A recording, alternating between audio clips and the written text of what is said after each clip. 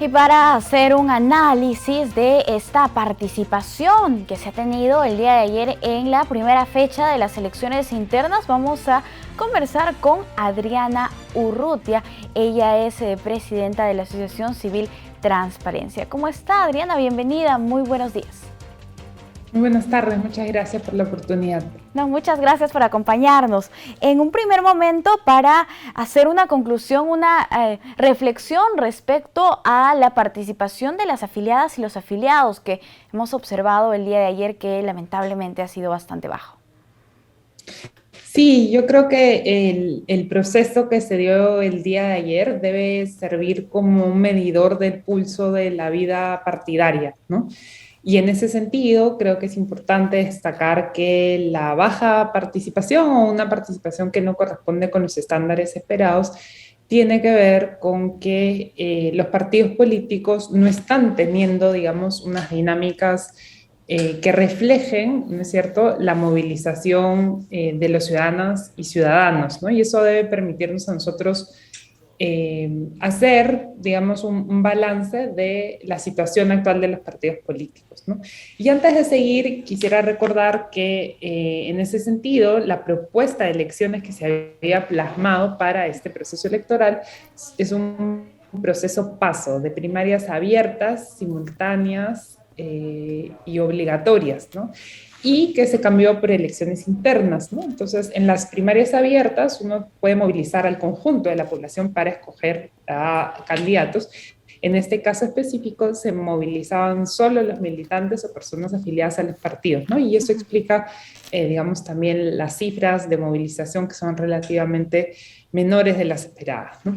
Claro, pero ¿por qué yo como militante no acudo a las urnas? ¿Por qué no estoy interesada de participar de la elección de mi candidato ante las elecciones regionales y municipales si soy yo quien me he inscrito en una organización política?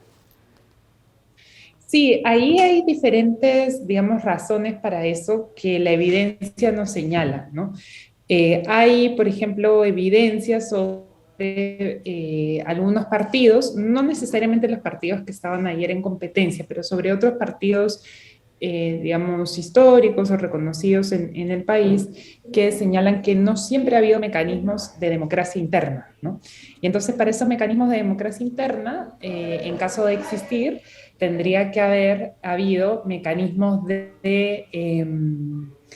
digamos, que los militantes se adapten a esos mecanismos, ¿no? Entonces puede que sea, nosotros conversábamos ayer con un partido que tenía pocos meses, ¿no?, de existencia y nos decían, bueno, es el primer proceso que estamos viviendo así, ¿no? Entonces puede ser que sea como un cierto desconocimiento o también puede ser a veces que los candidatos que se plasman no siempre reflejan como líderes orgánicos del partido. Eso también nos demuestra tanto la literatura, ¿no?, como a veces conversaciones que uno puede tener con algunos representantes de los partidos. Y lo tercero, sin duda, creo que tiene que ver con, sí, ya razones más personales que habría que indagar de manera más profunda, ¿no?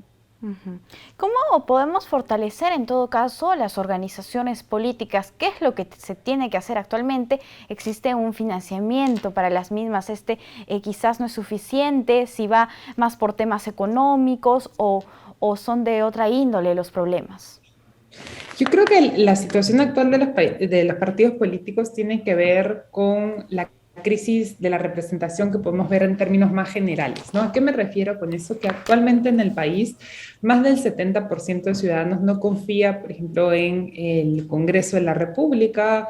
Un número semejante desconfía también del presidente, ¿no? Entonces hay un desencanto generalizado porque sentimos que la política no es el espacio para discutir problemas colectivos, problemas de nuestro día a día, ¿no? Entonces nos desencantamos de la política.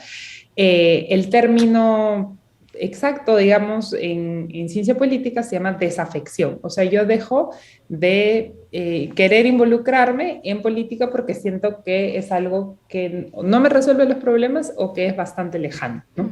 Entonces, frente a esa desafección, creo que tiene que haber decisiones claras de líderes o potenciales líderes para replantear, ¿no es cierto?, un proyecto político. Y ese proyecto político debería encontrar lugar en los propios partidos políticos, ¿no?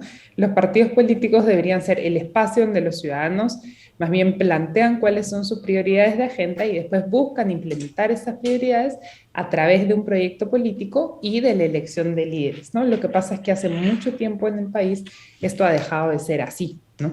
Entonces debería haber ahí, creo yo, un renuevo generacional, el descontento, por ejemplo, que está viendo ahora con el desempeño parlamentario debería traducirse, ¿no?, en una generación que diga, bueno, hasta aquí llegamos con el descontento en la representación, ahora vamos a tratar nosotros de ser una generación que plantee la política de manera distinta, ¿no? O también deberían surgir no solo líderes jóvenes, sino también líderes que quizás vienen de procesos locales que van creciendo, ¿no es cierto?, que son representativos de su comunidad y pueden volverse representativos de comunidades más grandes, ¿no? Entonces, los partidos debieran, digamos, buscar eso. Lo que pasa es que también, como nos señala la evidencia, los partidos han dejado mucho tiempo de ser ese espacio, ¿no? Y son más bien lo que Mauricio Zabaleta llama coaliciones de intereses, lo que le decimos comúnmente en lenguaje coloquial,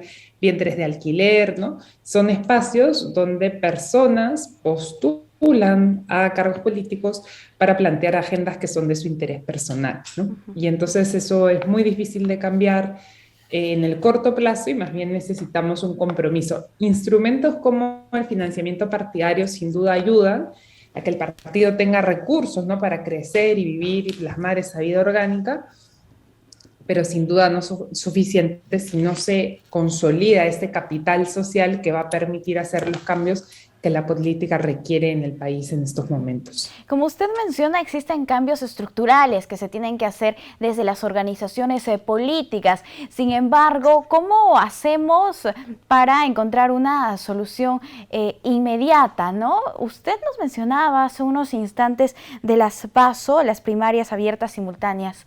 En ese sentido, se ha querido avanzar, pero los legisladores otra vez han retrocedido, argumentando los temas de la pandemia y otros aspectos. Entonces, ¿cuál sería la salida inmediata? ¿Qué es lo que tenemos que hacer? ¿Qué debemos impulsar para mejorar específicamente las elecciones internas, la preselección de candidatos? Sí, creo que lamentablemente en política hablar de plazos inmediatos implica un tiempo más largo que el tiempo promedio que el ciudadano puede esperar, ¿no? Lamentablemente porque son procesos que implican la transformación de cosas que toma tiempo, como las instituciones o los procesos.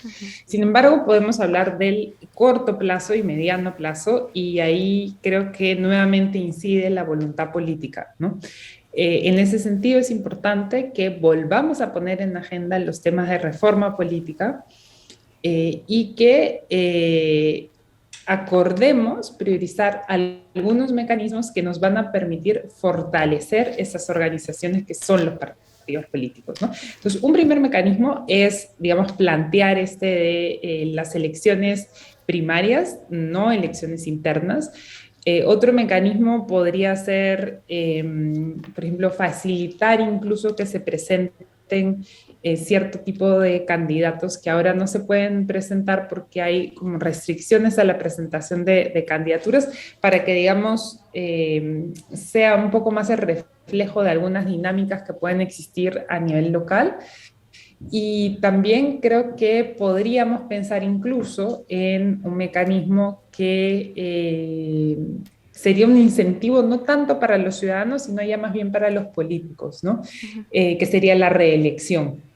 En el Perú la reelección tiene un peso simbólico, ¿no?, desde los años 2000 en el caso de presidente y posteriormente en el caso del Parlamento, porque tenemos esta percepción que efectivamente los políticos no nos representan. Entonces, claro, si alguien no nos representa, ¿por qué lo volveríamos a elegir, ¿no?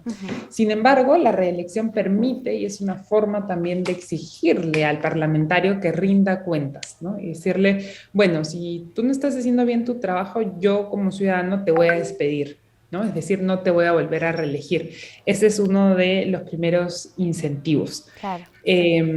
Digamos, del lado de los parlamentarios, ¿no? Al lado de los políticos. Entonces creo que sí hay varias formas y hay un conjunto de normas que están pendientes de discutir, pero como usted bien lo señalaba, necesitamos que sea una prioridad política. Entonces, para salir de la crisis necesitamos volver a hacer de la agenda de la reforma política una prioridad. Y brevemente, ya para finalizar, ¿existía esta propuesta de establecer un umbral de participación para que solamente ciertos partidos políticos que pasen cierto porcentaje que se establece puedan participar de las elecciones regionales o de las elecciones generales? ¿Usted considera que sería apropiado esto? Bueno, ya hay un mecanismo que va en esa línea, ¿no? Entre los partidos que participaron en las elecciones generales el año pasado y los que están participando ahora, muchos no han, digamos, pasado la valla y entonces han tenido que buscar otros mecanismos, ¿no? Pero sin embargo, creo que habría que ver el problema más lejos de la sanción en el resultado, sino más bien como un incentivo a la promoción de un resultado diferente, ¿no? Y quizás antes de terminar, quería permitirme compartir con la teleaudiencia algunas cifras de nuestro reporte general de observación electoral del día de ayer. Como saben, la Asociación Civil Transparencia observa elecciones desde el año 1995, bueno, existimos desde el 94. Participaron el día de ayer 220 voluntarios, ¿no? En 34 centros de votación y observamos que a las 9 de la mañana había 65% de las mesas que habían sido instaladas y el porcentaje sube a 70% hacia mediodía según nuestro reporte, ¿no? Pero también la OMPE señala que la cifra superó el 80% considerando los centros de votación a nivel nacional, ¿no? Y confirmamos un poco lo que decíamos al inicio, que en 33 de los 34 locales se observa una presencia de militantes para votar que es baja, ¿no? En el 94% de los centros se observa existencia de facilidades para el sufragio, perdón, y en el 6% donde hay cifras de problemas tiene que ver con la falta de orientación para personas con discapacidad al momento de votar, ¿no? Esas, digamos, son las cifras más relevantes que estamos manejando y que vamos a compartir con el público el reporte de observación electoral. Perfecto, muchísimas gracias. En todo caso, quedamos atentos también de este informe porque es muy importante la participación de los observadores, ya sean internacionales o nacionales, como lo son en el caso de las elecciones internas. Muchísimas gracias, hasta una próxima oportunidad. Gracias a usted. Nosotros, hasta luego. Hasta luego. Tenemos que hacer un corte, pero antes los dejamos con un dato importante de Ayacucho.